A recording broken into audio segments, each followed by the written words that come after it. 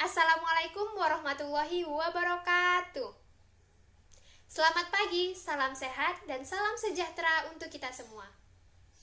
Yang saya hormati, Bapak Dr. Andes Jumiadi AW MSI AK selaku dosen pengampu mata kuliah Akuntansi Keuangan 2. Di sini, saya Mutiara Ananda Tongku dengan NIM 7201 220008 dari kelas Akuntansi B 2020 akan membahas mengenai akuntansi pajak penghasilan. Nah, sebelum kita masuk ke pembahasan, izinkan saya untuk memaparkan tujuan dari pembahasan kita kali ini. Yang pertama, itu mengetahui perbedaan antara laba sebelum pajak dengan laba kena pajak. Yang kedua, menjelaskan perbedaan temporer yang menimbulkan jumlah kena pajak masa depan. Yang ketiga, menjelaskan perbedaan temporer yang menimbulkan jumlah yang dapat dikurangkan di masa depan. Yang keempat, menjelaskan tidak adanya pengakuan atas aset pajak tangguhan. Yang kelima, menjelaskan penyajian beban pajak penghasilan atau laporan laba rugi. Yang keenam, menjelaskan berbagai perbedaan temporer dan permanen. Yang ketujuh, menjelaskan pengaruh berbagai tarif pajak dan perubahan tarif pajak atas pajak penghasilan tangguhan. Yang kedelapan, menerapkan prosedur akuntansi untuk kerugian carryback dan kerugian carry forward. Yang kesembilan, menjelaskan penyajian pajak penghasilan dalam laporan keuangan. Yang kesepuluh, menunjukkan prinsip-prinsip dasar metode aset liabilitas. Tidak asing lagi bagi perusahaan untuk membuat laporan keuangan. Nah, perusahaan akan membuat laporan keuangan berdasarkan IFRS. Nah, IFRS adalah pedoman dasar yang digunakan oleh perusahaan untuk melaporkan informasi kepada investor dan kreditor. Nah, untuk laporan pajak dibuat berdasarkan Undang-Undang Perpajakan. Undang-Undang Perpajakan ini adalah pedoman dalam mengajukan pengembalian pajak penghasilan sesuai dengan otoritas pajak. Jadi, terdapat perbedaan antara pelaporan keuangan yang disusun berdasarkan IFRS dengan laporan perpajakan yang disusun berdasarkan Undang-Undang Perpajakan. Hal ini karena apa? Hal ini karena terdapat perbedaan prinsip dalam perhitungannya, di mana tidak jarang pajak penghasilan sebelum pajak dan laba kena pajak pun sering mengalami perbedaan. Nah, kita masuk ke tujuan pertama kita pada pembahasan kali ini, yaitu mengetahui perbedaan antara laba sebelum pajak dengan laba kena pajak.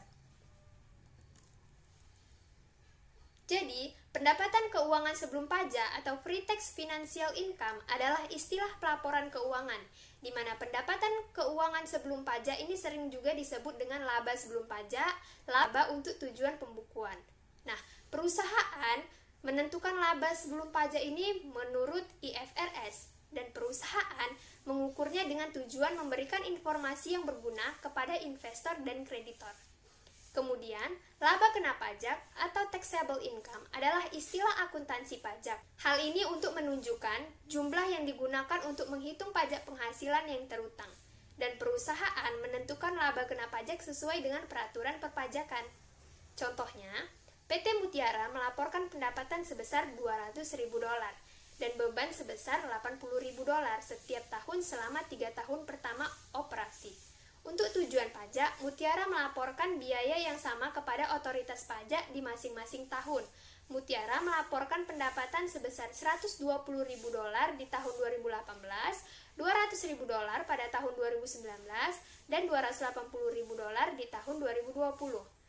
Pertanyaannya, apa efek pada rekening pelaporan jumlah yang berbeda dari pendapatan IFRS dengan pelaporan pajak?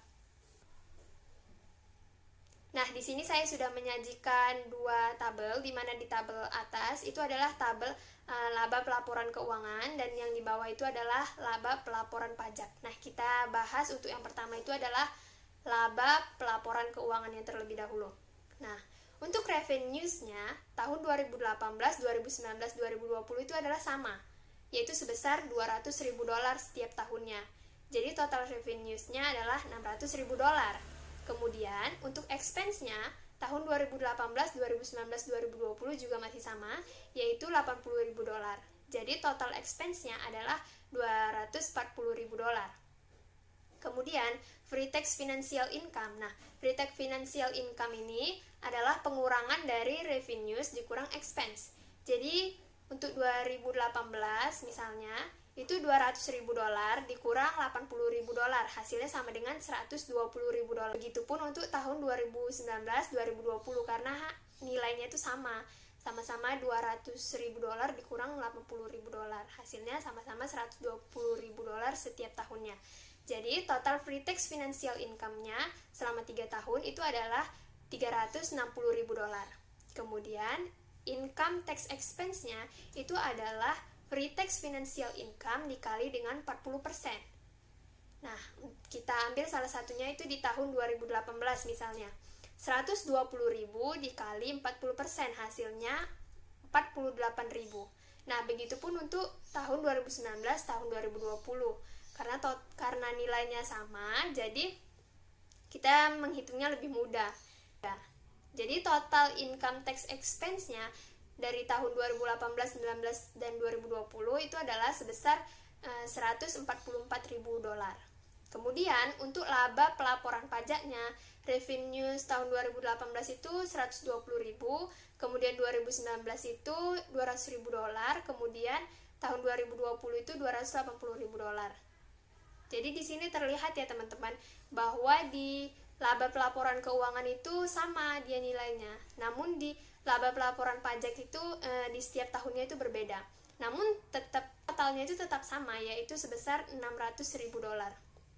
Kemudian expense-nya itu sama, yaitu sebesar 80.000 dolar masing-masing tahunnya. Jadi total expense-nya adalah 240.000 dolar.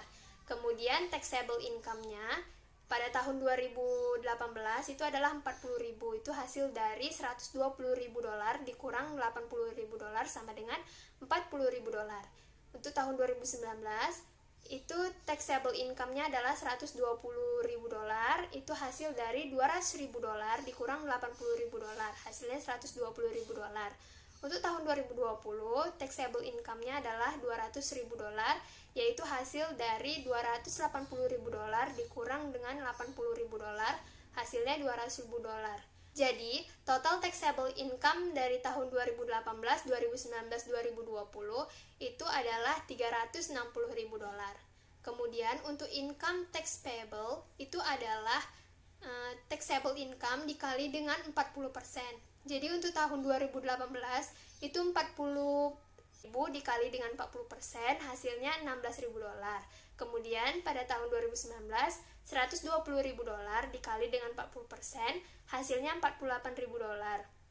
Kemudian pada tahun 2020 200.000 dolar dikali dengan 40%, hasilnya 80.000 dolar.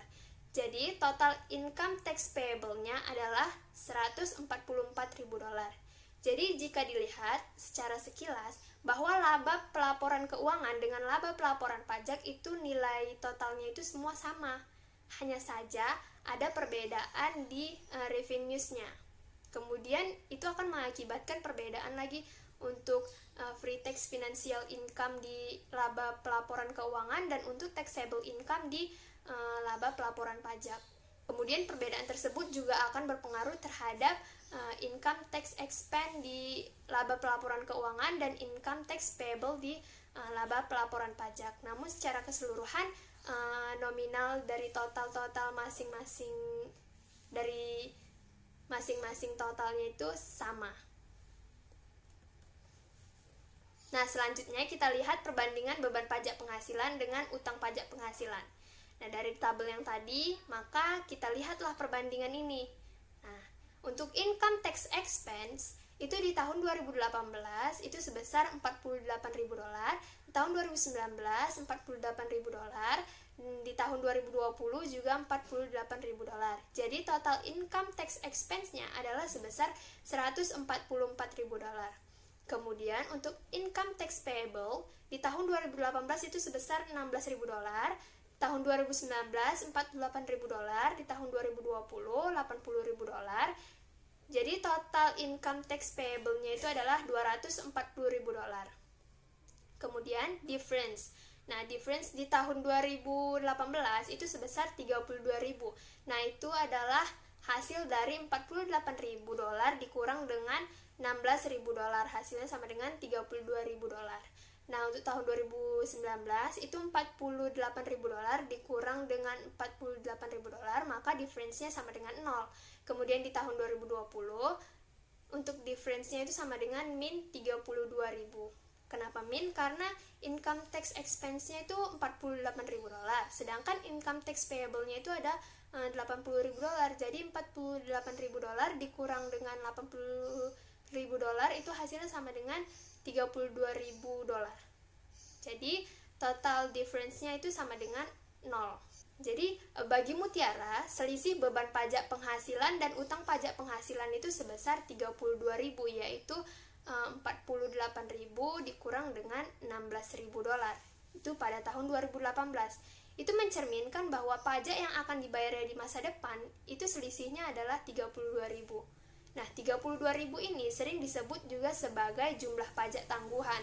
Nah, dalam contoh ini, jumlah ini merupakan liabilitas pajak tangguhan. Dan dalam contoh di mana pajak akan turunnya nilai masa depan, Mutiara akan mencatat sebagai aset pajak tangguhan. Nah, dari contoh tadi, selisih itu merupakan perbedaan temporer atau temporary difference, di mana perbedaan temporer ini adalah selisih antara dasar pengenaan pajak atas aset atau liabilitas dan jumlah yang dilaporkan atau jumlah tercatat atau nilai buku dalam laporan keuangan yang akan menimbulkan jumlah kena pajak atau jumlah yang dapat dikurangkan di tahun-tahun depan. Jadi, jumlah kena pajak atau taxable amounts itu meningkatkan laba kena pajak di tahun-tahun depan. Sedangkan jumlah yang dapat dikurangkan atau future deductible amounts itu akan mengurangi laba kena pajak di tahun-tahun depan.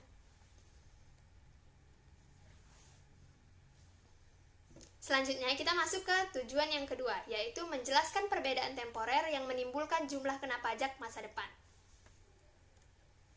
Contoh, dalam situasi Mutiara, satu-satunya perbedaan antara basis buku dan basis pajak aset dan liabilitas berkaitan dengan piutang usaha yang timbul dari pendapatan yang diakui untuk tujuan pembukuan. Mutiara melaporkan piutang usaha sebesar $50.000 dalam laporan posisi keuangan sesuai IFRS tanggal 31 Desember 2018. Namun, piutang tersebut memiliki dasar pajak 0, maka dicatat di perbukunya itu accounts receivable sebesar $50.000 pada tanggal 31 Desember 2018. Kemudian per pengembalian pajaknya dicatat accounts receivable sebesar 0 pada tanggal 31 Desember 2018. Jika Mutiara mengharapkan untuk menagih piutang sebesar $30.000 pada tahun 2019 dan $20.000 pada tahun 2020, penghasilan ini akan menghasilkan jumlah pajak di masa depan sebesar $30.000 pada tahun 2019 dan $20.000 pada tahun 2020.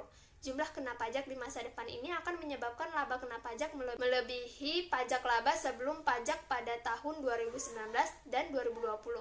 Nah, berikut ini adalah ilustrasinya. Kemudian, Mutiara ingin membuat ayat jurnal pada akhir tahun 2018. Maka ayat jurnalnya adalah income tax expense sebesar $48.000 pada income tax payable sebesar $16.000 dan deferred tax liability sebesar $30.000.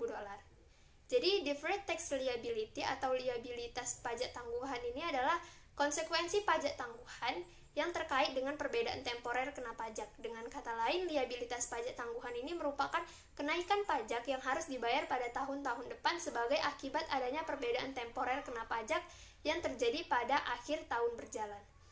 Kemudian Mutiara mencatat beban pajak penghasilan, perubahan liabilitas pajak tangguhan, dan utang pajak penghasilan untuk tahun 2019. Maka jurnalnya adalah income tax expense sebesar $48.000 dan deferred tax liability sebesar 0 pada income tax payable sebesar $48.000. Kemudian jurnal untuk mencatat pajak penghasilan pada tahun 2020 itu mengurangi liabilitas pajak tangguhan sebesar $32.000. Liabilitas pajak tangguhan pada akhir tahun 2020 itu dicatat seperti berikut.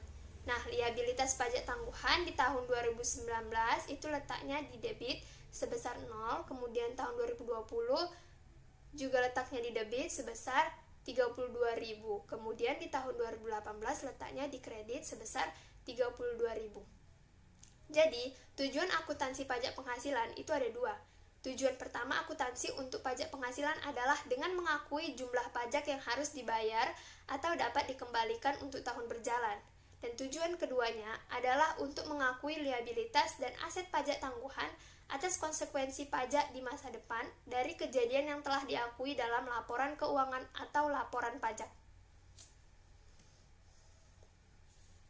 Selanjutnya, kita masuk ke tujuan yang ketiga, yaitu menjelaskan perbedaan temporer yang menimbulkan jumlah yang dapat dikurangkan di masa depan. Jadi, jumlah yang dapat dikurangkan terjadi dari pengembalian pajak di masa depan. Jumlah dikurangkan di masa depan ini menyebabkan laba kena pajak kurang dari laba sebelum pajak di masa depan akan sebagai akibat dari adanya perbedaan temporer. Contohnya, pada tahun 2018, PT Jaya memperkirakan biaya garansi terkait dengan penjualan oven microwave adalah sebesar $500.000 yang dibayarkan secara merata selama 2 tahun ke depan. Untuk tujuan pembuktian tahun 2018, Jaya melaporkan beban garansi dan terkait estimasi liabilitas atas garansi sebesar $500.000 dalam laporan keuangan. Untuk tujuan pajak, pemotongan pajak garansi tidak diperbolehkan sampai garansi dibayar. Jadi berikut ini adalah laporan posisi keuangan pada akhir tahun 2018, yaitu per bukunya dicatat estimate liability for variance pada tanggal 31 Desember 2018 itu sebesar $500.000. Dan per pengembalian pajak itu dicatat sebagai estimate liability for variance pada tanggal 31 Desember 2018 itu sebesar 0. Kemudian yang di bawahnya itu merupakan ilustrasinya. Selanjutnya kita masuk ke tujuan kita yang keempat, yaitu menjelaskan tidak adanya pengakuan atas aset pajak tangguhan. Jadi, perusahaan mengakui aset pajak tangguhan untuk semua perbedaan temporer yang dapat dikurangkan. Namun, berdasarkan bukti yang ada, perusahaan itu harus mengurangi aset pajak tangguhan jika besar kemungkinan bahwa perusahaan tersebut tidak akan merealisasikan sebagian atau seluruh aset pajak tangguhan. Jadi, besar kemungkinan berarti tingkat kemungkinan itu setidaknya paling sedikit lebih dari 50%. Contohnya, Jensen Company memberikan perbedaan temporer yang dapat dikurangkan sebesar $1.000 pada akhir tahun pertama operasinya. Tarif pajaknya adalah 40%, yang berarti bahwa Jensen mencatat aset pajak tangguhannya sebesar $400.000. Itu dari $1.000 dikali dengan 40%. Dengan asumsi utang pajak penghasilan sebesar $900, Jensen mencatat beban pajak penghasilan, aset pajak tangguhan, dan utang pajak penghasilan sebagai berikut, yaitu income tax expense sebesar $500.000 dan deferred tax asset $400 pada income tax payable sebesar $900. Nah, setelah meninjau semua bukti yang ada dengan seksama, Jensen menentukan bahwa kemungkinan besar mereka tidak akan merealisasikan sebesar $100 dari aset pajak tangguhan tersebut. Maka Jensen mencatat penurunan nilai aset sebagai berikut, yaitu income tax expense pada deferred tax asset sebesar $100. Kemudian kita masuk ke tujuan yang kelima, yaitu menjelaskan penyajian beban pajak penghasilan dalam laporan laba rugi. Situasi yang terjadi akan mempengaruhi apakah perusahaan harus menambah atau mengurangkan perubahan pajak penghasilan tangguhan ke atau dari utang pajak penghasilan dalam menghitung beban pajak penghasilan. Contoh pada laporan laba rugi Mutiara, yaitu sebagai berikut.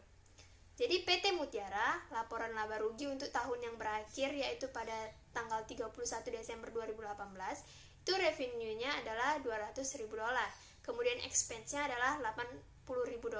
Kemudian income before income tax itu adalah $120.000, yaitu pengurangan dari $200.000 dikurang $80.000, hasilnya $120.000. Kemudian income tax expense-nya terdiri atas dua, yaitu current dan deferred, di mana current-nya itu sebesar $16.000 dan deferred-nya itu sama dengan $32.000. Maka total income tax expense-nya adalah $48.000. Kemudian, untuk mencari net income-nya, maka kita kurangkan antara income before income tax dengan income tax expense. Jadi, $120.000 dikurang dengan $48.000 hasilnya sama dengan $72.000. Nah, yang keenam, kita akan menjelaskan berbagai perbedaan temporer dan permanen.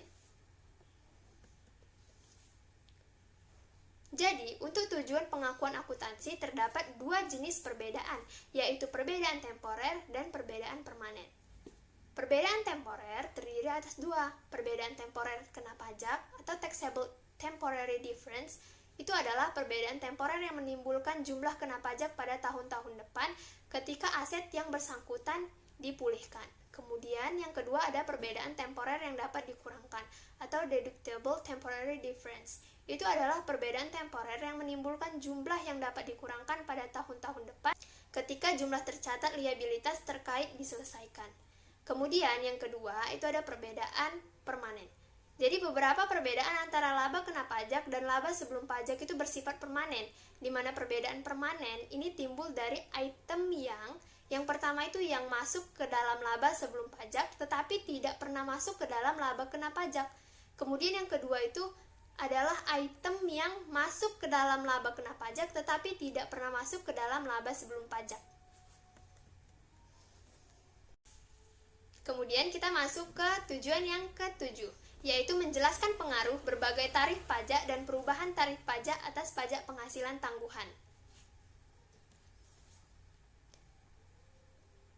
Yang pertama, ada tarif pajak masa depan. Perusahaan harus menggunakan tarif pajak yang berlaku secara substansial yang diharapkan berlaku. Oleh karena itu, perusahaan itu harus mempertimbangkan perubahan tarif pajak yang akan berlaku efektif untuk tahun-tahun depan ketika menentukan tarif pajak yang akan digunakan untuk menghitung perbedaan temporer. Yang kedua, ada revisi tarif pajak masa depan. Jika terjadi perubahan pajak yang berlaku, maka perusahaan harus mencatat pengaruhnya terhadap akun pajak penghasilan tangguhan yang ada dengan segera. Perusahaan melaporkan pengaruh tersebut sebagai penyesuaian terhadap beban pajak penghasilan pada periode perubahan tersebut. Tujuan kita yang ke-8 adalah menerapkan prosedur akuntansi untuk kerugian carryback dan kerugian carry forward. Jadi, perusahaan dapat memanfaatkan penyisian pendapatan rata-rata melalui kerugian yang diderita dalam periode tertentu yang dapat dikurangkan dari laba kena pajak periode sebelumnya atau carryback dan menerap rugi operasi terhadap laba kena pajak tahun-tahun berikutnya untuk mengurangi beban pajak secara keseluruhan atau carry forward dari rugi operasi neto.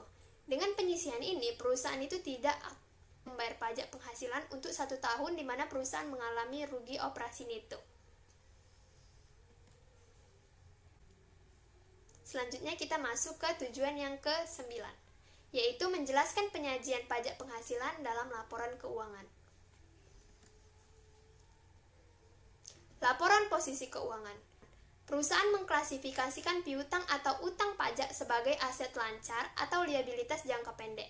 Meskipun aset dan liabilitas pajak kini diakui dan diatur secara terpisah, tetapi aset tersebut dapat saling hapus satu sama lain dengan laporan posisi keuangan. Saling hapus biasanya terjadi karena perusahaan memiliki hak yang berkekuatan hukum untuk menetapkan aset pajak kini terhadap liabilitas pajak kini bila berhubungan dengan pajak penghasilan yang dipungut oleh otoritas perpajakan yang sama. Aset pajak tangguhan dan liabilitas pajak tangguhan juga diakui dan diukur secara terpisah, tetapi dapat saling hapus dalam laporan posisi keuangan.